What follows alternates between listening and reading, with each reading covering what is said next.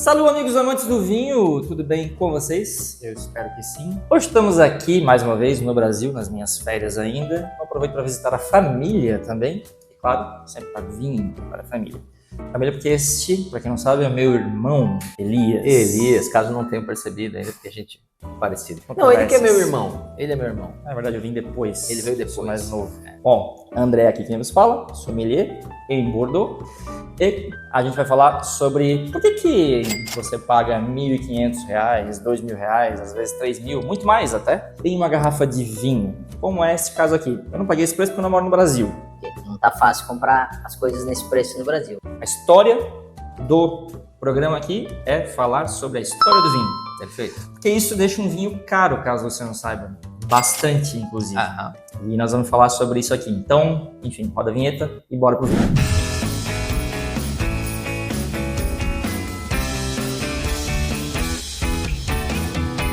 Então, já que a gente vai falar de história, temos aqui um Grand Cru Classé de Bordeaux, da margem esquerda, um Saint Julien. Deixa eu ver se consigo mostrar aqui mais pertinho. Como é o nome do chateau, Elias? Chateau Lagrange. Eu tô treinando bem o meu francês, então Isso aí. acho que...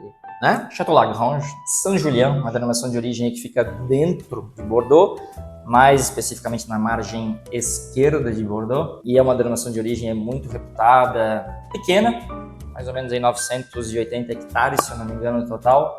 Ela toda é pequenininha. Ao total.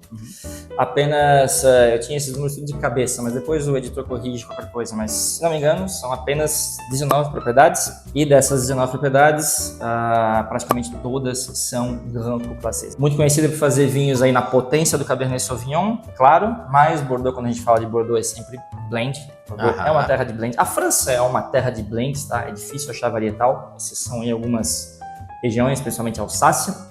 Mas aqui a gente tem a potência do Cabernet Sauvignon, aquela maciez do Merlot e a pitada de especiaria do Petit Verdot. Mas no blend, o blend mais comum não é necessariamente com Petit Verdot, ou é também? Não tem Cabernet Franc nessa... Tem Cabernet Franc nessa história também, Cabernet Franc nessa história também.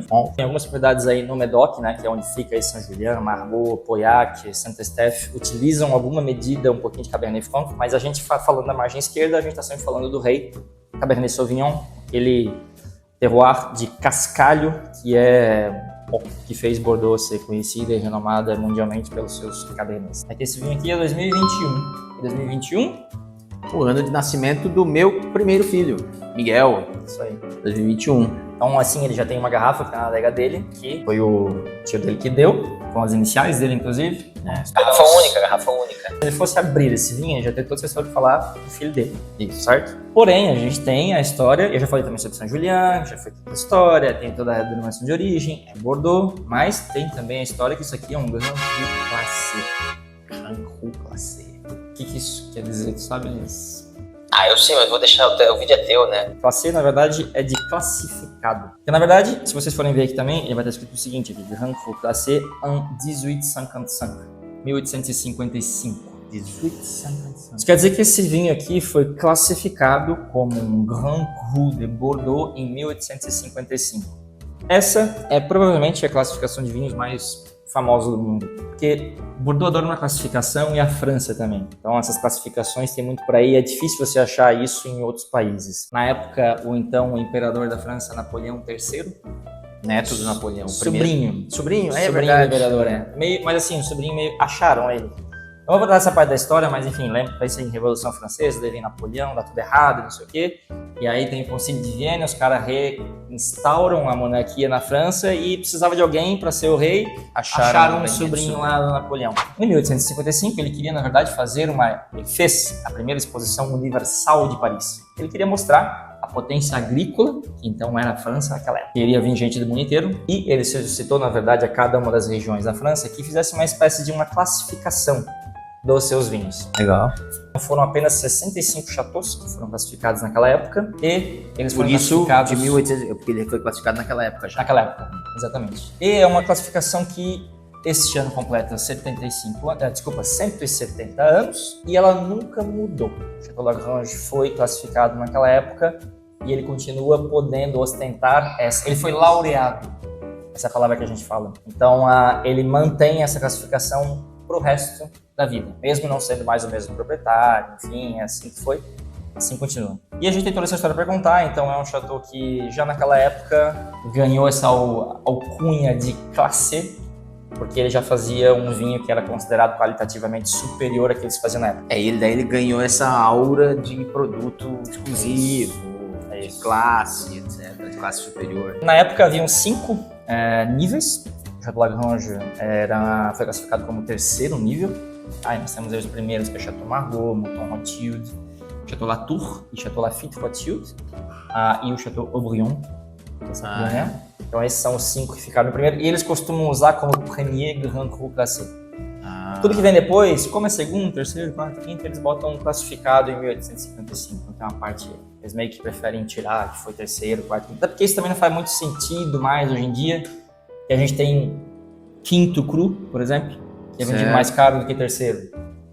Não tem mais essa referência de preço, legal. Essa referência, naquela época sim, mas hoje acabou que alguns chateaus se sobressaíram, enfim, uma série de coisas. Por exemplo, o Chateau Palmer é um segundo cru que tem preço de primeiro, e assim vai. Ou Chateau Pontet-Canet, que é um quinto cru, mas tem preço aí de segundo, e assim vai. E tem aqueles que nem classificação tem.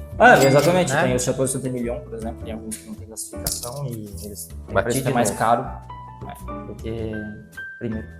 Legal. Então é toda uma história, né, que a gente tem pra falar. E esse vinho aqui especificamente tem fica mais bom uma com história, né? Teria mais 2 histórias, na verdade. Uma que eu trabalhei nesse chateau. Compra com desconto também, né? Mas enfim, conheci os produtores, conheci as pessoas que faziam esse vinho. Então isso é muito legal. E realmente são pessoas lá que têm uma paixão, um conhecimento técnico que é impressionante. Então a gente aprende muito. A terceira, ou vamos lá, já a quarta ou quinta ou sexta, ou até 10ª história, né? Que a gente pode falar é que o Chateau Lagrange faz parte de 16 chateaus que um cara que é muito famoso, tem 2 histórias, chamado Thomas Jefferson. Terceiro presidente norte-americano. Exatamente. E um dos que assinaram... Signatários da Declaração de Independência dos Estados Unidos. Exatamente. De 1776. Exatamente. Eu sei isso de cabeça, eu não sei decorar antes, não. Eu sei por causa do 76ers. Philadelphia 76ers, é? o time de Eu basquete. sabia, mas eu lembro que é de 1776. Isso mesmo. Financiada, né, pelos franceses. Os franceses e os americanos, eles tinham uma proximidade, obviamente comercial e diplomática muito grande naquela época. E Thomas Jefferson serve na França como ministro das Relações Exteriores dos Estados Unidos em Paris. Um apaixonado por vinhos, pela cultura francesa, falava francês fluentemente, morou muito tempo na França. Inclusive, há quem o acusasse de ser muito francês. Ele faz uma viagem em Bordeaux em 1787. Passa por algumas propriedades lá em Bordeaux e ele faz a sua própria classificação. Veja, quase 70 anos antes da classificação de 1855. E ele classificou esses 16 chateaus em 3 níveis. O Chateau Lagrange como um troisième cru na sua lista também. E depois acabaria sendo o terceiro, ele também colocou como terceiro. Também tinha colocado. E ele acha que todo mundo tá falando inglês quase. Francês. Um terceiro cru. E ele, inclusive, passou uma noite lá no Chateau Lagrange. Tem um quarto lá que se chama Thomas Jefferson. Justamente porque ele passou lá um tempo. Provou o vinho e, enfim, classificou também. A França e os Estados Unidos fizeram divisa, né? A Louisiana, a região da Louisiana. Fizeram divisa, é verdade. Eles faziam divisa ali no Rio A Mississippi. maior compra da história dos Estados Unidos, exatamente. Nem imaginaram. A aquisição da Louisiana. Eles jamais imaginavam que eles iam comprar aquela terra, conseguiram Não comprar. foi o Napoleão Jefferson, desesperado. Jefferson sim. Foi ajudou, o Jefferson que levou Napoleão a expansão pro oeste. Desesperado para ganhar dinheiro, precisava continuar fazendo as guerras dele. E os Estados Unidos dobram de tamanho naquela época. Porque a Louisiana, como a gente conhece hoje, historicamente, ela ia até lá em cima, do Rio Mississippi inteiro, praticamente. Lá em cima, lá no, vai até Yellowstone, lá em cima. Exatamente. Eles compram isso e os Estados Unidos, do dia para a noite, dobram de tamanho com essa compra. A Estátua da Liberdade, para quem também não sabe, foi um presente dos franceses pela independência americana, por isso, a Estátua da Liberdade, ela foi carregada de navio em 3 pedaços, se eu não me engano, depois foi montada nos Estados Unidos, mas foi fabricada na França. Olha tudo que dá para se falar de história de uma garrafa de vinho. Claro que a gente fez alguns links aqui e tudo mais, né? Mas, aqui, o motivo da história. Eu não sei se vale, mas tem pessoas que acham que vale pagar R$1.500, R$2.000 para você ter todas essas histórias para contar. Perfeito. Né? Então, certamente é um ponto importante para que a gente justifique o preço não, aí, enfim, vai dar de cada um. Mas eu gosto da frase de que faz parte dessas histórias, as histórias fazem parte do que nos torna humanos, né? Porque a gente toma consciência de onde a gente está, de quem a gente é, que de verdade é isso que nos difere dos animais, porque racionalidade ou irracionalidade, isso é um conceito que ficou no passado e muitos de nós crescemos na escola, não, animais racionais, não, animais irracionais. Um cachorro que apanha não volta mais para onde ele apanhou, né? Um cachorro que come volta sempre para aquele lugar onde ele ganha comida, ele volta sempre. Então isso é racionalidade, né? Ele fica com medo de onde ele já sofreu e isso é racionalidade. Agora, o cachorro não tem consciência da vida dele, da história, do que veio antes dele, do processo que trouxe ele até ali. Então isso nos faz humanos. E quando nos faz humanos, vai ter o essencial e o supérfluo. E eu posso garantir para vocês que nada seria essencial se não existisse supérfluo. E por mais que possa parecer pagar R$1.500 numa garrafa de vinho algo supérfluo, ela torna isso humano no momento em que a gente incorpora todas essas histórias e esse passado que nos faz estar onde a gente está. Muito bem colocado. Até porque eu não estava criticando, tá? Eu só apenas comentando que esse é um ponto. É que não está apenas falando, no eu posso líquido. abrir, né? Pode, cara, por favor. Não está apenas no líquido, né? O preço está em tudo isso também. E, enfim, isso muitas vezes tem mais valor do que o próprio líquido em si. Vou abrir aqui do meu presente de aniversário, que eu ganhei aqui do meu irmãozão. É um abridor de estágio único aqui, ele tem uma molinha bem interessante que você não precisa ficar botando. Bem legal, que depois você Pra quem não conhece, inclusive, abridor da Peugeot. Peugeot, a marca de carro mesmo. Francês. Vou segurar aqui para não passar trabalho.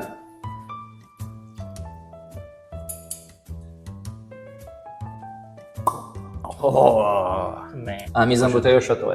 Colocado na garrafa um conceito que foi desenvolvido, já que você falou de Rothschild, pelo Baron Philippe de Rothschild, porque antigamente os comerciantes de Bordeaux, eles distribuíam o vinho através de mercadores, eles colocavam em barris de madeira e o mercador levava embora para lá e ele engarrafar, então não tinha controle de procedência, de qualidade, etc. Philippe de Rothschild que desenvolveu o conceito de não, eu engarrafo, eu engarrafo em casa, eu garanto qualidade. a minha qualidade.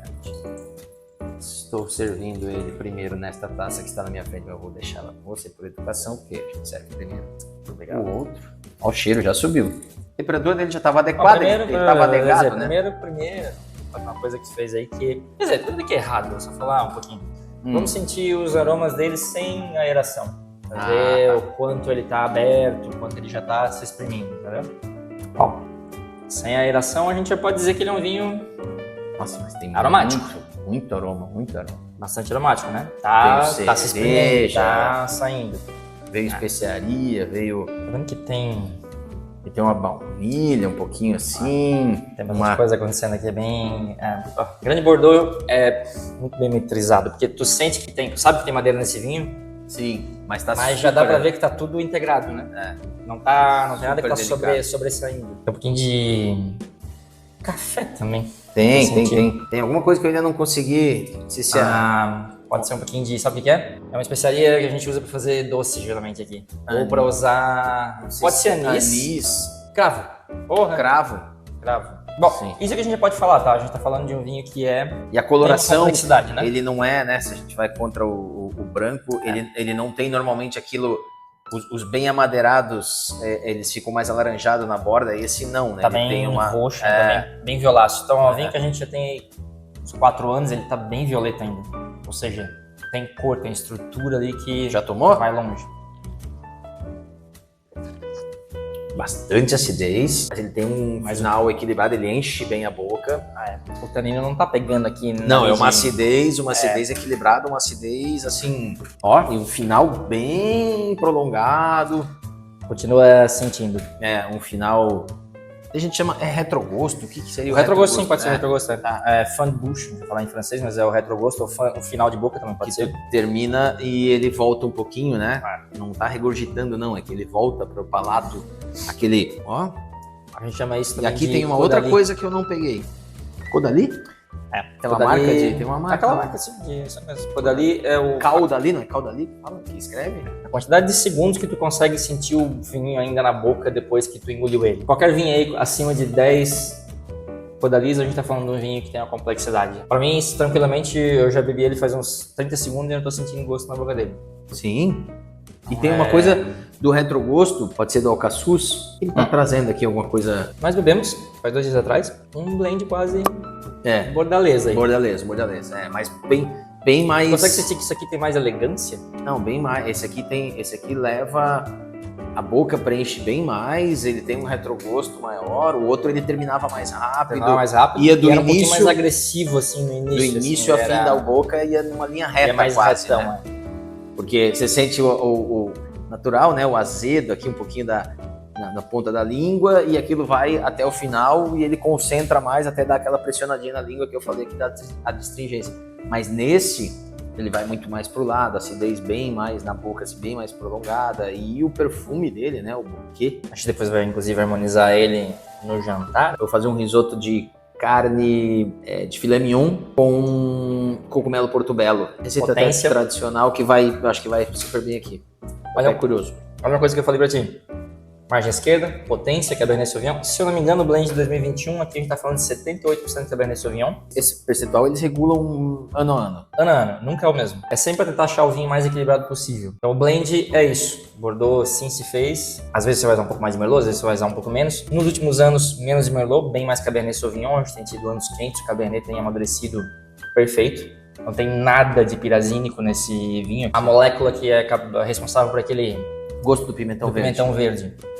Que é uma coisa que o Cabernet... É bem varietal do Cabernet Sauvignon, isso quando ele não amadurece. Esse caso aqui não tem absolutamente nada. Ele tá um Cabernet Sauvignon amadurecido, mas não está sobremaduro. Então 80%... eu vou ter que confirmar, se eu não me engano, 78, 18 Merlot e uns 4, 5% de Petit Verdot. Que dá um pouco dessa especiaria. É uma caça que os franceses falam poivré.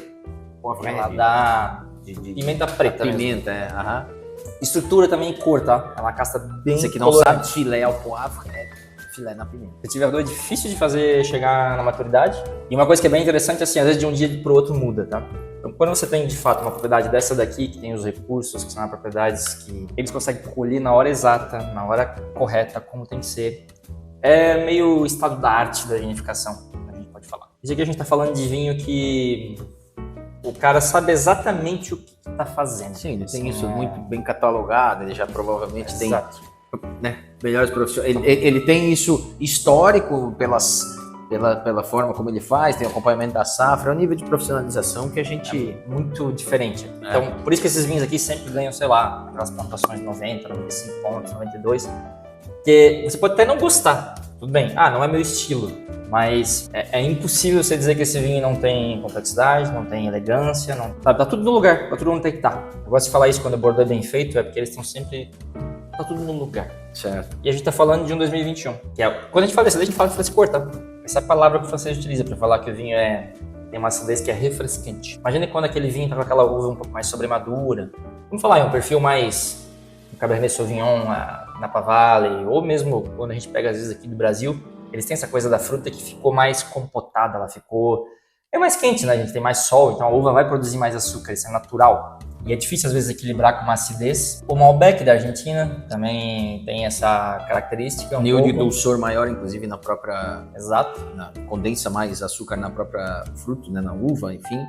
Que gera um vinho também com essa característica, encorpado, que vai ficar ali com aquela coisa mais o alcoólico também, né? Que daí dá uma sensação de dulçor também, porque o álcool também dá essa sensação. Então a gente tá falando de um vinho que é um gosto particularmente que o brasileiro gosta, o sul-americano gosta desse gosto um pouco mais adocicado. Não é adocicado, mas essa sensação. Às vezes pode tomar um vinho desse, pode achar um pouquinho essa acidez, assim, ela pega um pouco, né? Quando na verdade é algo que daí pro velho mundo é o mais importante para eles. Mas é o que tu fala sempre, que depois que você começa a aprender e ambientar no mundo do vinho, você vai ver que é a acidez que te convida a dar mais uma garfada, a dar mais um gole. Eu dou sempre o exemplo de um picolé de chocolate. Talvez no terceiro você já tá abusado daquele chocolate, mas eu sou capaz de te trazer 3 picolés de limão geladinho no calor. Ele é convidativo porque ele é ácido, ele mantém frescor na boca e você tem vontade de mais um, e mais um, e mais um. E é a acidez que tem essa característica, que representa essa característica nos vinhos. Então o velho mundo busca muito essa questão de manter vinhos com frescor. E é também essa acidez a grande responsável por manter a boa condição de envelhecimento dos vinhos. Muito importante. Muito bom. Bom mesmo. Nossa. Bom, né? Tudo dito, toda a história contada, o vinho degustado. Ótimo. Acho que ficou legal, ficou bacana. Obrigado pelo bate-papo que tivemos aqui. Sempre muito bom poder falar com o meu irmão, principalmente, bom, 2 assuntos que eu gosto tanto: vinho, família. Não precisaria de um vinho desse aqui pra gente estar tendo o mesmo bom momento. A verdade é essa. Não precisaria. Independente do preço do vinho. Mas, enfim, se você tiver a oportunidade um dia, eu acho que o Chateau Lagrange é realmente posso falar, um exemplar daquilo que Bordeaux sabe fazer de melhor. Enfim, dá pra achar esse nível de qualidade em outros vinhos de Bordeaux, com certeza. São os vinhos da minha base, eu não tomo todo dia esses vinhos aqui. Sempre que eu abro um Grand Cru Classé, eu nunca espero nada menos que isso daqui, porque é isso que eles são, é isso que fez a fama deles, e eles têm realmente um alto nível a sempre manter. Maravilha. Beleza?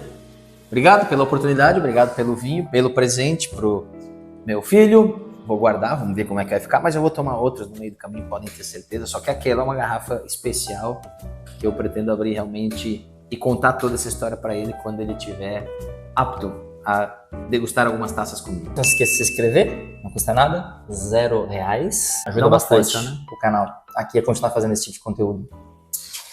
Santé! Tchau!